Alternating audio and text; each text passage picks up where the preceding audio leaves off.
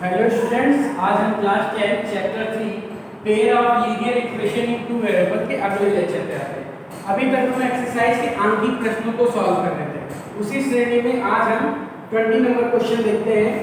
एक आयत का क्षेत्रफल 9 वर्ग इकाई कम हो जाता है यदि उसकी लंबाई 5 इकाई कम कर दी जाए और चौड़ाई 3 इकाई बढ़ा दी जाए। यानी लंबाई को अगर हम 5 कम कर दें और चौड़ाई को 3 बढ़ा दें तो क्षेत्रफल क्या हो जाता है, 9 वर्ग इकाई कम हो जाता है। और दूसरी कंडीशन में कह रहा है यदि हम लंबाई को 3 इकाई और चौड़ाई को 2 इकाई बढ़ाते हैं, यानी लंबाई भी बढ़ाएंगे और चौड़ाई भी बढ़ाएंगे, तो क्षेत्रफल 67 वर्ग इकाई बढ़ जाता है। हमें आयत की विमाएं निकालनी है, ठीक है। तो हमें ना आयत की लंबाई पता है ना चौड़ाई पता है, बस हमें दो कंडीशन दी है कि अगर लंबाई इतनी बढ़ा दी जाए, चौड़ाई इतनी घटा दी जाए तो क्षेत्रफल 9 कम हो जाएगा, और लंबाई चौड़ाई दोनों अगर बढ़ा दी जाए 3 और 2 तो क्षेत्रफल इतना बढ़ जाएगा। ये कंडीशन दी हुई है। तो हम मान लेते हैं, माना आयत की लंबाई बराबर x इकाई मान लेते हैं, तथा आयत की चौड़ाई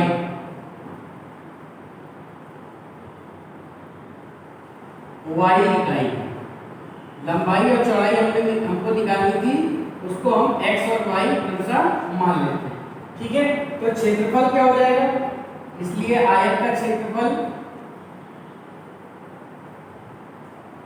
का फॉर्मूला होता है लंबाई प्लस चौड़ाई, यानी x × y वर्ग इकाई, ये हो जाएगा क्षेत्रफल। अब हम पहला कथन देखते हैं।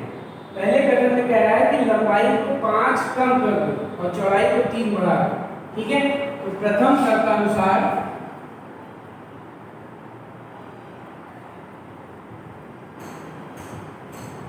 लंबाई हमने क्या की, 5 कम कर दी। तो पहले कितनी थी x, अब हमने क्या कर दी, 5 कम कर दी, यानी x - 5। और चौड़ाई क्या है, कितनी, 3 बढ़ा दी, ठीक। तो चौड़ाई जो हो जाएगी, पहले y थी, अब क्या हो जाएगी, y + 3। तो अगर लंबाई चौड़ाई पता है तो क्षेत्रफल क्या हो जाएगा, लंबाई बटे चौड़ाई, यानी x - 5 और y + 3 वर्ग इकाई।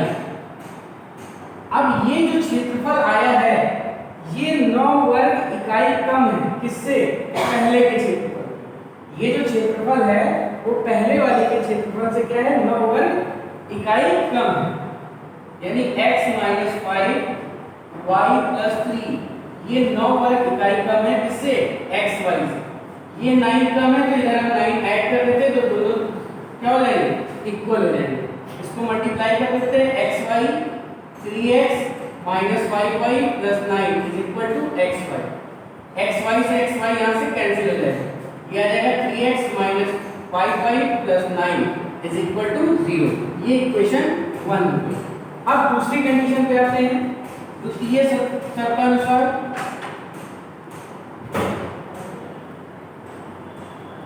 दूसरी शर्त में कह रहा है कि लंबाई और चौड़ाई क्रमशः 3 और 2 इकाई बढ़ा दी गई है। तो लंबाई क्या हो जाएगी आयत की, 3 बढ़ा दी गई है, पहले x थी अब 3 बढ़ा दी गई, यानी x + 3 इकाई। और जो चौड़ाई है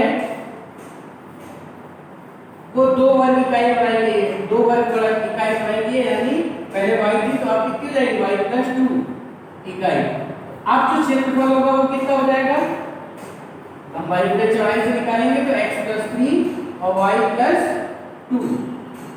अब ये इतना वर्ग इकाई क्षेत्रफल हो जाएगा। लेकिन इसमें क्या कह रहा है कि जो अब क्षेत्रफल है वो पहले के क्षेत्रफल से 67 वर्ग इकाई ज्यादा होगा। अब जो क्षेत्रफल आया, अब क्षेत्रफल क्या है, x + 3 y + 2, ये 67 ज्यादा है, किससे, xy से। xy में अगर 67 जोड़ देंगे तो दोनों क्या हो जाएंगे, बराबर। यहाँ से आ जाएगा xy 2x 3y और 6 बराबर xy + 67, ये आ जाएगा, ठीक है। यहाँ पे एक चीज छूट गई थी, -15 भी होगा, -15, तो -15 + 9 करेंगे तो -6 आएगा, ठीक। अब देखो ये xy कैंसिल हो जाएगा, आ जाएगा 2x + 3y और 6 उधर से किया तो 67 1, ये इक्वेशन 2 है। तो इस तरह हमने कंडीशन के हिसाब से दो इक्वेशन बना ली, एक इक्वेशन 3x - 5y - 6 = 0 और दूसरी 2x + 3y = 61। अब इन दोनों इक्वेशन को जिस मेथड से चाहे उस मेथड से हम सॉल्व करके x और y निकाल सकते हैं। ठीक है, तो हम क्या करेंगे, हम वही विलोपन विधि का यूज कर रहे हैं। इसको अगर हम 3 से गुणा करते हैं तो 15y हो जाएगा, और इसको 5 से गुणा करते हैं तो 15y हो जाएगा, और दोनों को जोड़ देंगे। तो हम समीकरण 1 को 3 से गुणा करते हैं और समीकरण 2 को 5 से गुणा करते हैं, और फिर इन दोनों को क्या करते हैं, जोड़ देते हैं। तो समीकरण 1 को 3 से करेंगे तो 9x - 15y - 18 = 0। दूसरी क्या हो जाएगी, इसको 5 से कर रहे हैं तो 10x 15y, और इधर आएगा तो माइनस 5 से करेंगे तो 5 × 5 = 305, ये आ जाएगा। ये माइनस करेंगे, ये माइनस करेंगे और ये प्लस करेंगे, नहीं जोड़ी रहते तो चीज में कोई फर्क नहीं पड़ेगा।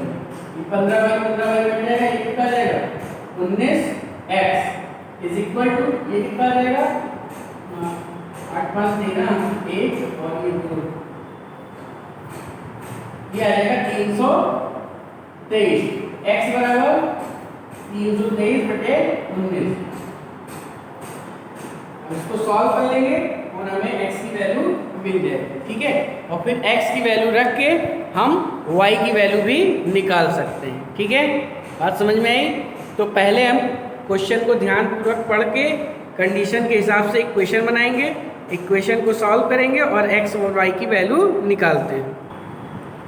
तो जब हम इसको सॉल्व करते हैं तो वैल्यू आ जाती है x की क्या 17, x की वैल्यू क्या आती है 17। अब चाहे पहली इक्वेशन में चाहे दूसरी इक्वेशन में x की वैल्यू हम पुट करके y की वैल्यू भी निकाल लेंगे। ठीक है, तो हम क्वेश्चन इरेज कर देते हैं, तब यही हम सॉल्व कर देते हैं। x की वैल्यू 17 आई थी, हम इक्वेशन 1 में x की वैल्यू रख देते हैं। x का मान समीकरण 1 में रखने पर क्या आ जाएगा 3 × 17 - 5y - 6 = 0। 7 × 51 हो जाएगा -5y - 6 = 0। -5y ये 6 चला जाएगा तो आ जाएगा -45, यानी 9 × 5 = 45, यानी y का मान क्या आ जाएगा 9। अतः आयत की लंबाई बराबर 17 इकाई तथा चौड़ाई बराबर 9 इकाई। ठीक है, तो हम सबसे पहले तो इक्वेशन बनाएंगे और फिर उसको सॉल्व करके x और y की वैल्यू निकालेंगे, जिससे हमें आयत की लंबाई और चौड़ाई प्राप्त हो जाएगी। ठीक है, इस तरह इस क्वेश्चन को हमें करना। आइए अब हम नेक्स्ट क्वेश्चन देखते हैं। 22 नंबर क्वेश्चन कह रहा है एक क्रिकेट टीम के एक कोच ने 7 बल्ले और 6 गेंदे 3800 रुपए में खरीदी। 7 बल्ले और 6 गेंदे खरीदी तो उसे कितना रुपए देना पड़ा 3800। बाद में उसने 3 बल्ले और 5 गेंद खरीदी, तब उसे 1750 रुपए देने पड़े। ठीक, प्रत्येक बल्ले और प्रत्येक गेंद की मूल्य ज्ञात करना है। हमें एक बल्ला और एक गेंद कितने का है ये हमें निकालना है। जब 7 बल्ला और 6 गेंद लेता है तो 3800 रुपए देने पड़ते हैं, और 3 बल्ला लेता है 5 गेंद देते हैं तो 1750 रुपए देने पड़ते हैं। ठीक है, एक गेंद और एक बल्ले का मूल्य हमें निकालना है। तो मान लेते हैं, माना एक बल्ले का मूल्य बराबर x रुपए, एक बल्ले कितने का है x रुपए, तथा एक गेंद का मूल्य बराबर y रुपए, एक गेंद y रुपए की मान लेते हैं। ठीक है, 7 बल्ले लिए, एक बल्ला x का है तो 7 बल्ले कितने हुए 7x, एक गेंद y रुपए की तो 6 गेंद कितने की होगी 6y। 7 बल्ले और 6 गेंद मिला के हम कितने की लेते हैं 3800 रुपए। ये आपकी इक्वेशन 1 तैयार। दूसरे में कह रहा है 3 बल्ले लिए, एक बल्ला x रुपए का तो 3 बल्ला 3x का, 5 गेंद लिए, एक गेंद y की तो 5 गेंद 5y, दोनों मिला के 1750 रुपए में देने पड़ते हैं। ये दूसरी इक्वेशन बन गई। अब ये दोनों इक्वेशन बन गई है को सॉल्व करके हम क्या करेंगे, x और y की वैल्यू निकाल सकते हैं। ठीक है, तो वही काम करेंगे। 6 पंचे 30, यानी हम समीकरण 1 को 5 से गुणा करेंगे और समीकरण 2 को इसको भी 30 करना है, 6 से गुणा करेंगे। समीकरण 1 को हम किससे गुणा कर रहे हैं, 5 से, तो 7 पंचे 35, 6 पंचे 30 और इसको 5 से करेंगे 0 0 8 पंचे 40 से 4 और 5 ये 15 50 19 किया है 19। और दूसरी वाली समीकरण को 6 से कर रहे हैं, 6 3 18 है, 6 पंचे 30 और 6 से इसको करेंगे 6 0 6 पंचे 30 से 3 और 6 7 42 3 45 से 4 6 कम 6 4 10। अब इन दोनों को क्या करेंगे, घटा देंगे, ये माइनस हो जाएगा, ये माइनस हो जाएगा, ये माइनस हो जाएगा, ये तो कैंसिल हो जाएगा। 35x में से 18x चले जाएंगे तो बचेगा कितना, 17x। और यहाँ जब माइनस करेंगे तो 0 में से 0 0, 10 में से 5 गया 5, यहाँ बचा 18, 18 में से 10 गया 8, तो ये बचेगा 17x इज इक्वल टू 85। 17 × 85 होता है, यानी x बराबर 500। ठीक है, x का मान निकल गया। अब किसी एक समीकरण में x का मान रख के y निकालेंगे। समीकरण 2 में x का मान रखने पर, समीकरण 2 में जब x का मान रखते हैं तो 3 × 500 + 5y बराबर 1750, ये 1500 हो जाएगा, 1500 लग जाएगा तो -1500 हो जाएगा, कितना बचेगा 250। 5y बराबर 250, y बराबर 50, यानी एक गेंद कितने की होगी, 50 रुपये। यहाँ लिख देंगे उत्तर, अतः एक बल्ले का मूल्य बराबर 500 रुपये तथा एक गेंद का मूल्य बराबर 50। ठीक है, आंसर अगर हमें चेक करना है तो ये भी देख लेते हैं कि एक गेंद अगर एक बल्ला 500 का तो 7 बल्ले कितने के हो गए, 3500 के। ठीक है, और एक गेंद 50 की तो 6 गेंद कितने की होगी, 300 की, यानी टोटल कितना होगा 3800। आ रहा है, ठीक। अब एक बल्ला कितने का है, 500 का, तो 3 बल्ले कितने के हो गए, 1500 के, और 5 गेंद कितने की हो गई, 250 की, तो ये भी 1750 आ रहा है, यानी हमारा आंसर क्या है, सही। दोनों कंडीशन जो बनी थी x और y, उसमें हम x और y की वैल्यू रखते हैं तो लेफ्ट हैंड साइड और राइट हैंड साइड क्या आनी चाहिए, बराबर। अगर ऐसा आ रहा है तो इसका मतलब हमारा उत्तर भी सही है। ठीक है, अब हम क्वेश्चन नंबर 23 देखते हैं। क्वेश्चन नंबर 23 में कह रहा है, एक नगर में टैक्सी के भाड़े पे एक नियत भाड़े के अतिरिक्त चली गई दूरी पर भाड़ा सम्मिलित किया गया है। कहने का मतलब है, जैसे आपके यहाँ बिजली का बिल आता हो तो बिजली के बिल में क्या होता है, आप चलाएं या ना चलाएं, कुछ चार्ज तो आपको देना ही देना होगा, और प्लस जितना चलाएंगे उतना देना होगा। ठीक है, यानी आपका अगर मीटर बंद है, घर पे ताला लगा है, तभी कुछ ना कुछ आपको देना पड़ेगा। ठीक, इसी तरह टैक्सी का कुछ ना कुछ भाड़ा देना पड़ेगा, चाहे आप चले या ना चले। ठीक है, अगर 1 किलोमीटर भी चलते हैं तो वो भाड़ा देना पड़ेगा, 2 किलोमीटर चलते हैं तो भी वो भाड़ा देना पड़ेगा, और अगर आपने टैक्सी में बैठे हैं वो 1 भी किलोमीटर नहीं है तब भी वो नियत भाड़ा आपको देना पड़ेगा। उसके अतिरिक्त जितना आप चलेंगे उस हिसाब से आपको भाड़ा देना होगा। ठीक, तो ये चीज कह रहा है। अब कह रहा है 10 किलोमीटर की दूरी का भाड़ा 105 रुपए, यानी जो नियत भाड़ा है वो देना पड़ेगा, और 10 किलोमीटर चले हैं उसका भाड़ा हमें 105 रुपए देना पड़ेगा, तथा 15 किलोमीटर का भाड़ा 155 रुपए। अब नियत भाड़ा तथा प्रति किलोमीटर भाड़ा क्या है ये हमको बताना है।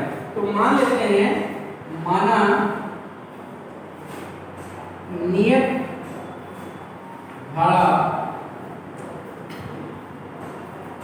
बराबर x रुपए, जो नियत भाड़ा है वो x रुपए है, तथा प्रति किलोमीटर का भाड़ा ये है y रुपए। मतलब x रुपए तो आपको देने ही देने हैं, टैक्सी पे बैठेंगे वैसे x रुपए आपका चार्ज हो जाएगा, और जितना किलोमीटर चलेंगे उतने किलोमीटर y रुपए के हिसाब से देना होगा। अब देखो 10 किलोमीटर चला तो 10 किलोमीटर चला, यानी गाड़ी पे बैठा x रुपए दिया और प्लस 10 किलोमीटर चला उसका किराया दिया, ये रुपए में। जैसे गाड़ी बैठेगा 1 रुपया उससे ले लिए जाएगा। ठीक। दूसरी कंडीशन 15 किलोमीटर गया तो बैठा और 15 गया, 1 किलोमीटर जाने का वाई खर्चा है, 15 किलोमीटर जाने का 15 वाई, ये दोनों मिला के 155 हुए। अब दो इक्वेशन आपकी तैयार है। अब इन दोनों को सॉल्व करके हमें क्या निकालना है, x और y निकालना है। तो समीकरण 2 में से समीकरण 1 को हम क्या करते हैं, घटा देते हैं। समीकरण 2 माइनस समीकरण 1 कर देते हैं। तो x + 15y = 155 और x + 10y = 105। ये माइनस ये माइनस ये माइनस ये कैंसिल हो जाएगा, कितना बचेगा 5 बराबर 50, यानी y बराबर 10। अब y का मान समीकरण 1 या 2 जिसमें चाहो रख दो। y का मान समीकरण 1 में रखने पर समीकरण 1 क्या था, x + 10y = 105, यानी x + 10 × y = 105। ठीक। तो ये हो जाएगा x और ये 100 हो जाएगा, उधर जाएगा तो -100। x बराबर क्या आ जाएगा 5 रुपये। तो नियत भाड़ा क्या आ गया 5 रुपये और प्रति किलोमीटर भाड़ा कितना है 10 रुपये। अतः नियत भाड़ा बराबर 5 रुपये तथा प्रति किलोमीटर भाड़ा वो 10 रुपये। ठीक है। एक बार हम फिर से क्वेश्चन को समझा देते हैं। देखो, अगर कोई टैक्सी में आप बैठे तो आपको x रुपए देने ही देने हैं, आप चलो या ना चलो। ठीक है। इसके बाद जितना चलोगे y रुपए प्रति किलोमीटर प्रति घंटे के हिसाब से दोगे। ठीक। जैसे बैठे x रुपए आपका मीटर बता देगा और जितना किलोमीटर चलोगे 1 किलोमीटर का y रुपए के हिसाब से जितना किलोमीटर चलोगे उतना किलोमीटर का किराया भी देना पड़ेगा। यानी बैठोगे और 10 किलोमीटर जाओगे तो 1 किलोमीटर का y रुपए तो 10 किलोमीटर का क्या हो जाएगा 10y। तो बैठने का समझ लो, जो नियत बढ़ रहा है वो बैठने का, तो x रुपए वो और 10 किलोमीटर गए वो दोनों मिला के 105 रुपए दिए। दूसरी कंडीशन में कह रहा है 115 किलोमीटर गया है तो उतना चार्ज दिया, तो बैठने का चार्ज 1 रुपया और 15 किलोमीटर गया यानी y के हिसाब से 15 वाई, ये मिला के 155। दो इक्वेशन बन गई, दोनों को हमने विलोपन विधि से सॉल्व कर लिया, x और y का मान निकल गया। यानी जो नियत भाड़ा था बैठने का जो चार्ज था वो 5 रुपये था और प्रति किलोमीटर का जो चार्ज था वो 10 रुपये प्रति किलोमीटर के हिसाब से था। ठीक। अगला क्वेश्चन देखते हैं, क्वेश्चन नंबर 21। एक मित्र दूसरे से कहता है यदि मुझे 100 रुपए दे दो तो मैं आपसे दुगना धनी बन जाऊंगा। दूसरा उत्तर देता है यदि आप मुझे 10 दे दो तो मैं आपसे 6 गुना धनी बन जाऊंगा। बताइए उनके पास कितने रुपए है। जैसे दो मित्र आपस में बात कर रहे हैं कि तुम हमको 100 रुपए दे दो तो हम तुमसे दुगने हो जाएंगे, तो दूसरा वाला कहता है नहीं हमको तुम 10 रुपए दे दो तुमसे 6 गुना हो जाएंगे। ठीक है। तो उन दोनों के पास है कितना ये बताना है। तो मान लेते हैं, माना पहले मित्र के पास की संपत्ति बराबर x रुपए और दूसरे वाले को मान लेते हैं दूसरे मित्र की पास की संपत्ति कितनी है y रुपए। अब देखो पहला वाला कहता है इसने इससे कहा कि 100 रुपया हमको दे दो, तो जब 100 रुपया इसने दे दिया तो इसके पास 100 रुपया ज्यादा हो गया और इसके 100 रुपया कम हो गया। जब x ने y से 100 रुपया लिया तो इसका 100 बढ़ गया, इसका 100 कम हो गया। अब ये कहता है कि मैं तुमसे दुगना हूं, ये दुगना है, तो 2 से इधर गुणा कर दो तो दोनों क्या हो जाएंगे बराबर हो जाएंगे। यानी x + 100 = 2y - 200, यानी x - 2y = -300। इक्वेशन 1 तैयार। ठीक है। x ने y से कहा कि तुम 100 दे दो तो 100 इसने दे दिया तो x + 100 हो गया, ये y - 100 हो गया, ये दुगना है इससे। ठीक। अब दूसरी कंडीशन देखो क्या कह रहा है। दूसरा वाला कह रहा है एक x है और एक y। दूसरा वाला कह रहा है तुम हमको 10 दे दो, y ने x से कहा कि तुम हमको 10 दे दो तो इसने 10 दे दिया, इसके पास 10 ज्यादा हो गया, इसके पास 10 कम हो गया। अब ये कह रहा है हम तुमसे 6 गुना है, ये जो है 6 गुना है, यानी 6 से इधर गुणा कर दो तो दोनों क्या हो जाएंगे बराबर। 6x minus 60 is equal to y plus 10, 6x minus y equal to 17, ये दूसरी इक्वेशन है। ठीक है, अब ये दोनों इक्वेशन को हम क्या करेंगे सॉल्व कर लेंगे, आंसर आ जाएगा। तो समीकरण 2 को गुणा कर दो 2 से और प्लस माइनस समीकरण 1 कर दो। ठीक है, समीकरण 2 को 2 से गुणा किया तो 12x minus 2y is equal to 130। समीकरण 1 क्या है x minus 2y minus 3n। अब घटाएंगे ये प्लस ये माइनस और ये प्लस, ये कैंसिल हो जाएगा, ये कितना आ जाएगा 11x, ये कितना आ जाएगा 0 4 4 440, यानी x बराबर कितना आ जाएगा 40। x बराबर कितना आ गया 40। अब x का मान समीकरण चाहे 1 में रख दो चाहे 2 में रख दो, x का मान समीकरण 2 में रखने पर, तो जब 2 में रखते हैं तो क्या मिलता है 6 into x minus y is equal to 70। ये आ जाएगा कितना आ जाएगा ये 240 minus y equal to 70, तो minus y equal to 70 minus 240।